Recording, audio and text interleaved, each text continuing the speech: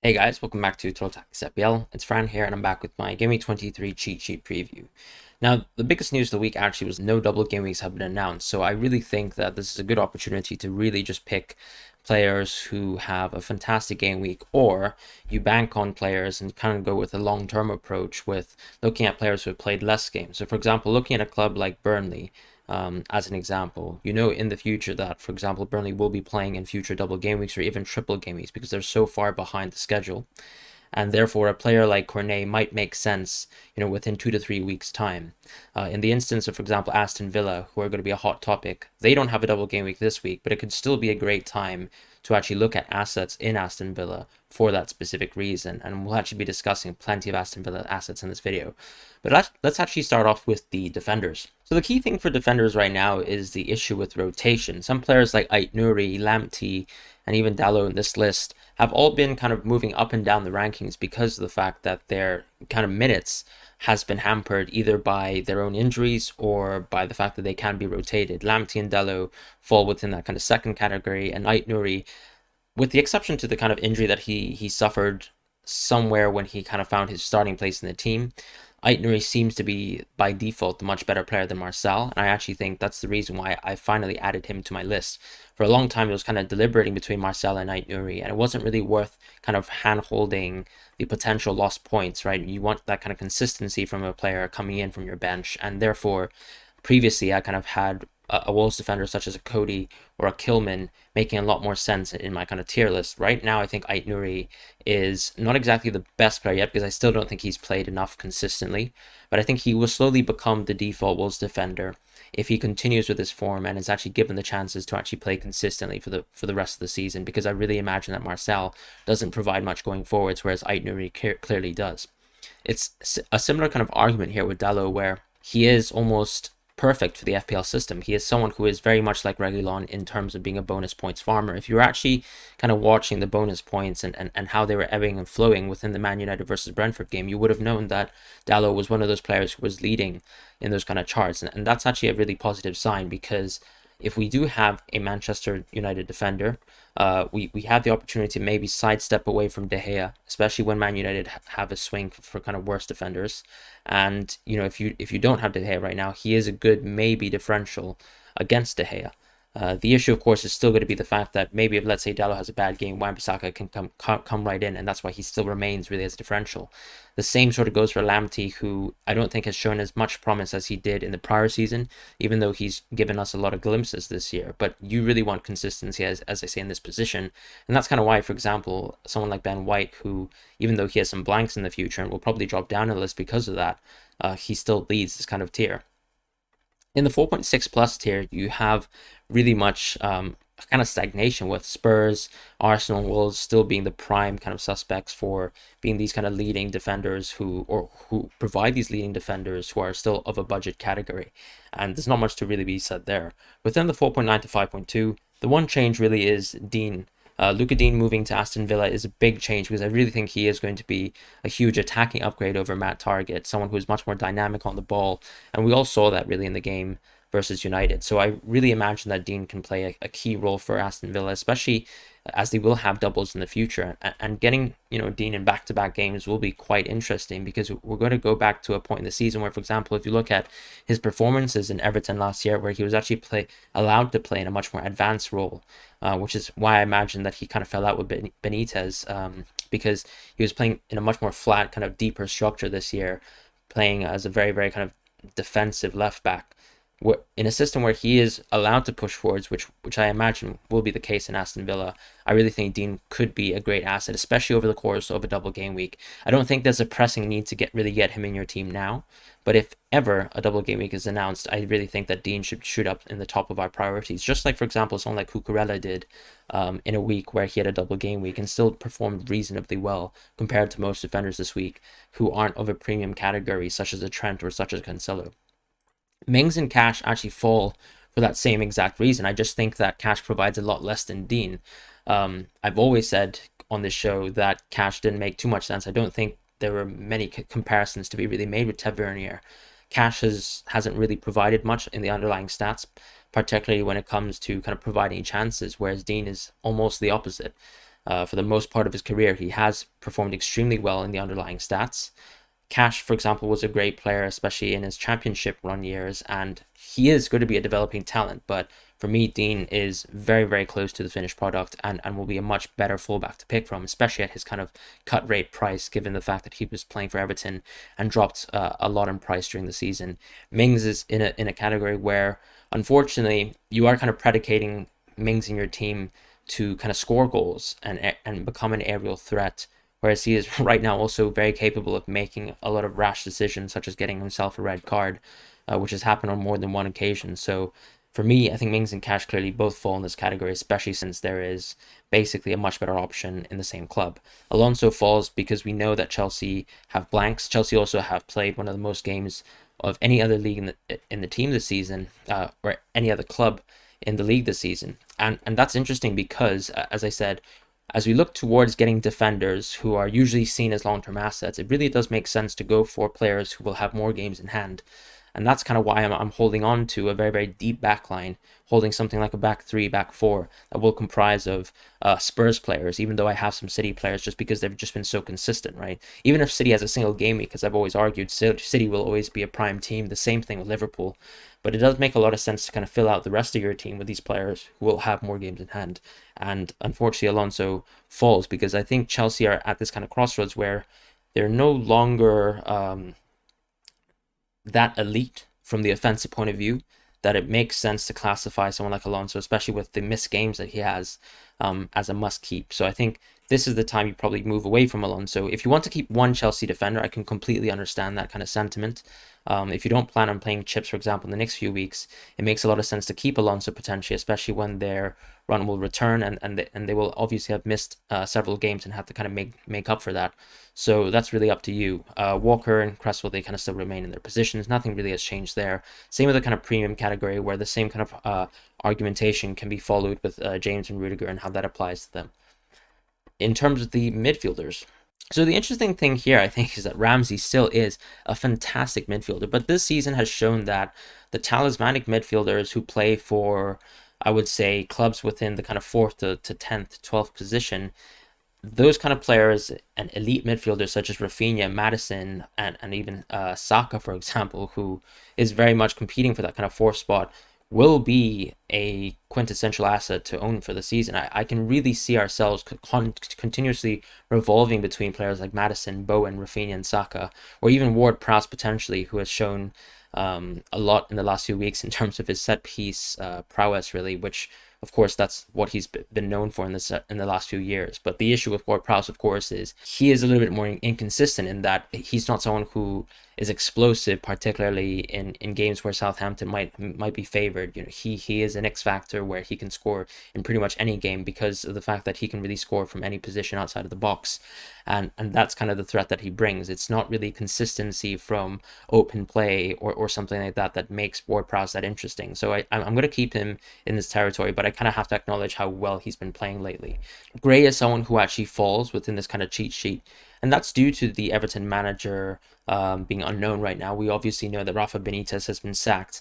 I actually don't. I think that DCL will still be a kind of focal point with whatever manager that comes in, but I'm not necessarily sure whether that will still be the case with Gray. I think Gray is a fantastic footballer, and I'm actually quite surprised that Everton did manage to get him for free because he did look quite interesting within the last few years. But obviously, he is kind of still a diamond in the rough.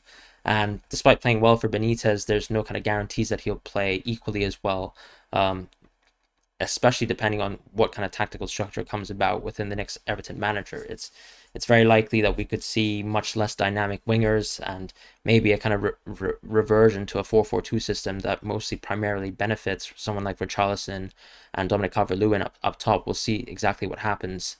Harrison is someone who, of course, will be in everyone's thoughts because he did get a hat-trick. It was a very good showing from Harrison, and we know that Harrison has always been interesting as a differential. I think if you were watching my videos at the start of the season, he was actually a differential that I said that could be worth targeting. But it's only taken 22 weeks for him to actually pop off. So you know what happens there. The thing with Harrison, of course, is that he really is competing with Rafinha, who despite Rafinha being at a much higher price, I don't really think there's any kind of justification to go across the pond and kind of look at Harrison. Maybe if you really are lacking in money and you're looking for a kind of simple swap away from Gray, then Harrison makes sense.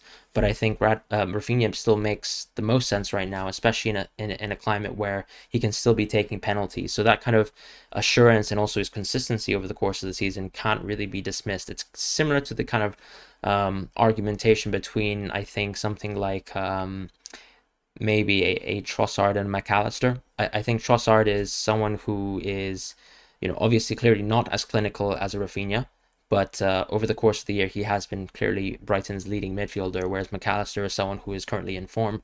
I would still probably side with Trossard, especially over a longer period, but of course, both of them are considerable downgrades compared to a Rafinha and Harrison, who in theory are playing for a side who are much more high octane, much more chaotic, and therefore much more rewarding to get in FPL.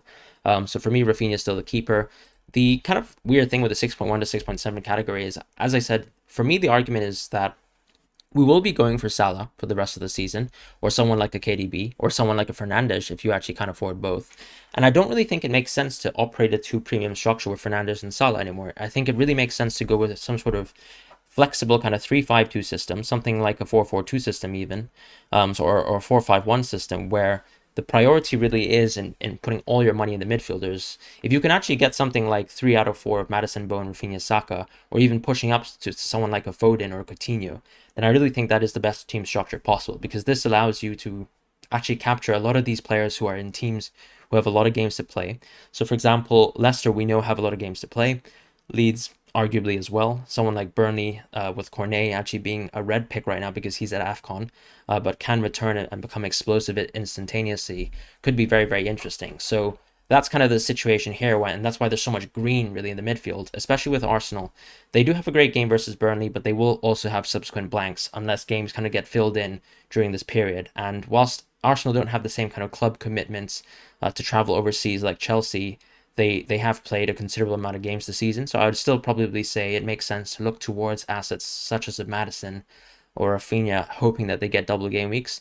Maddison clearly has bad games, if you don't count in the fact that some postponed games will be maybe added into the schedule. So someone like Rafinha, I'm sure is someone who's going to be at the top of a lot of people's minds, because his effective ownership has been really low in the last few weeks, and I imagine people will be going straight back into Rafinha very shortly.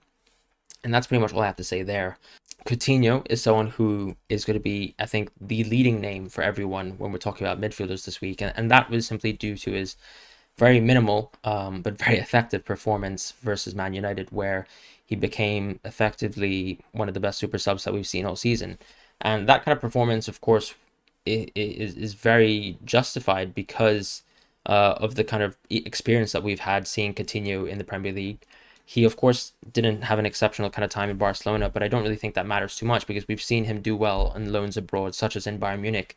And even in his brief stint in Barca, I do think he was somewhat perhaps underrated in the sense that he did perform very well in the league at times, but I don't think he obviously lived up to the pedestal of being a replacement to someone like a Neymar, who was clearly a top 4 or 5 player or even top 3 player in the world in his peak. So that's kind of the main thing there. I think Coutinho will be an exceptional asset for this Aston Villa side. My main question is going to be a question of minutes. We kind of have a situation here where there are 4 interesting picks from the attacking point of view from Aston Villa, and that's going to be Buendia, it's going to be Coutinho, it's going to be Ings and Watkins. And the correct decision is going to be a tough one here, because even someone like a Ramsey, for example, from Aston Villa, who can be an exceptional asset over the next few weeks, in my opinion.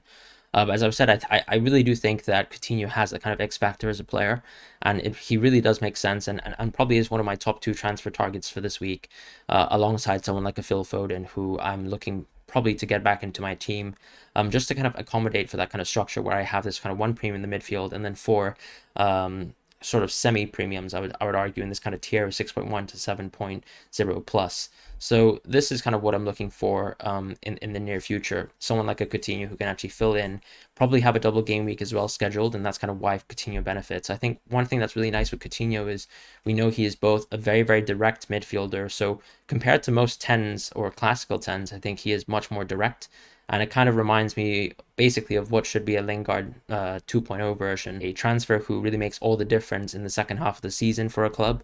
And I really imagine Coutinho could be that asset. So I'm really looking forward to probably bringing Coutinho into my team, especially since I already have two City players, and I'm not necessarily sure if I'd like to push my team over the edge with going for too many players for single game weeks, especially as we know getting players from double game week teams is very, very effective. And we saw that this week with Fernandes. And whilst you might not consider Fernandes as a long-term option, you can already see how much you can suffer by not having a kind of key asset in a double game week. And I think Bowen is a very good example of that, even though his effective ownership is now basically sky high.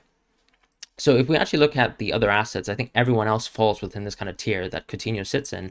And that's because Mount, as I said, has blank game weeks ahead. Bernardo and Gundogan clearly play much less advanced roles. And I really think that has some sort of impact because of Kevin De Bruyne's kind of re-arrival back into this team.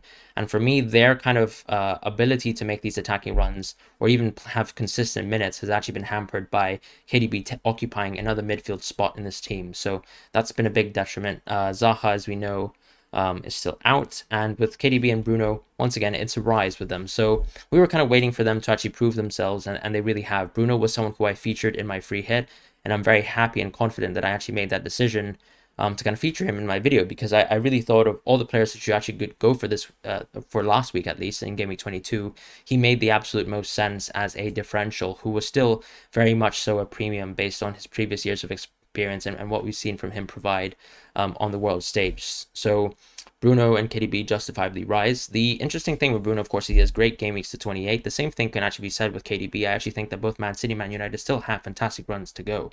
The question, of course, is what is the best way to spend your cash? And I really still think that maybe sidestepping away from KDB and Bruno is the answer.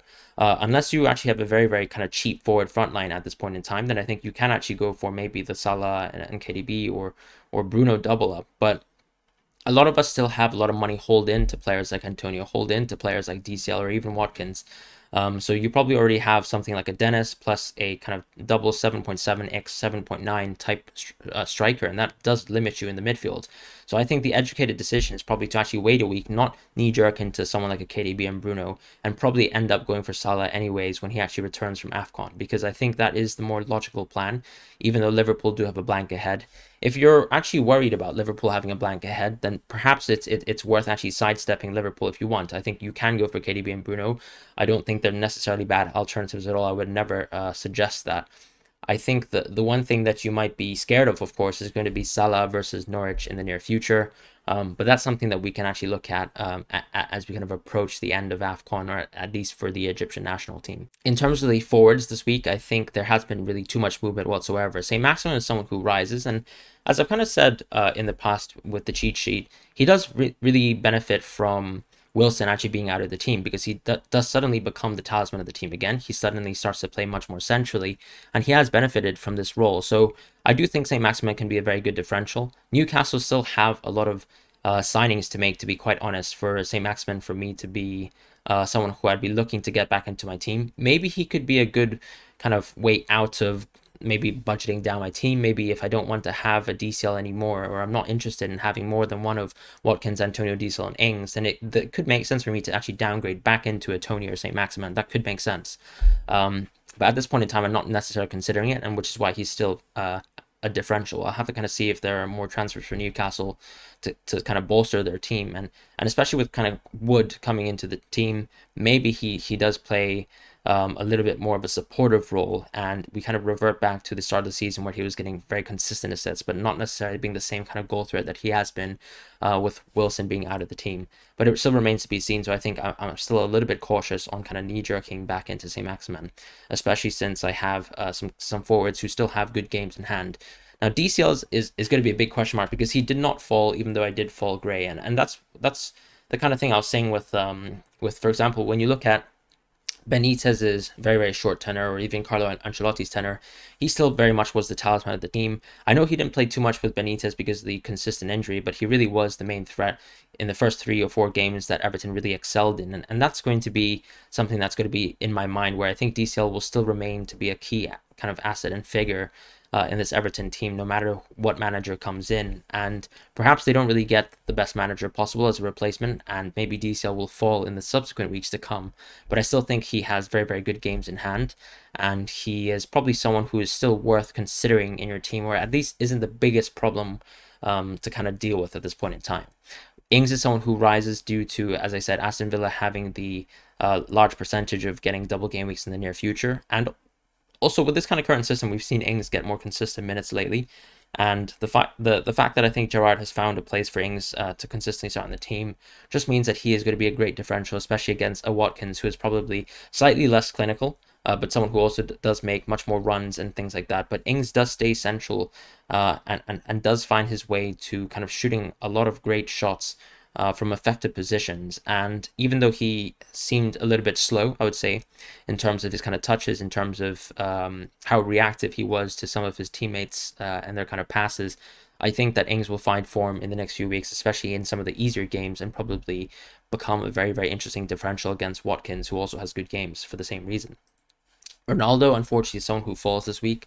I think it just comes down to the fact that, especially with KDB and Salah and Bruno rearing their kind of heads, the potential for midfielders to always get more points as a consistent kind of metric against strikers just means that Ronaldo has to fall back into being a differential. Kane kind of benefits because Son, who is going to be the key differential to him in his team, and in terms of being a talisman alongside him, is out, and therefore Kane, I think, will exceptionally benefit over this kind of point in time. So I think Kane justifiably kind of deserves to still be at that kind of tier, whereas Ronaldo falls because we know with the kind of re-emergence of Bruno that can be quite a problem for Ronaldo in terms of whether he actually really justifies the kind of cost that he has over our teams, especially when there's another asset waiting in the wings that we can get in the midfield and who could probably outscore him on a week-to-week basis. And that's pretty much how it is. There's no movements in the keepers this week. I'm going to keep it simple and keep it sweet.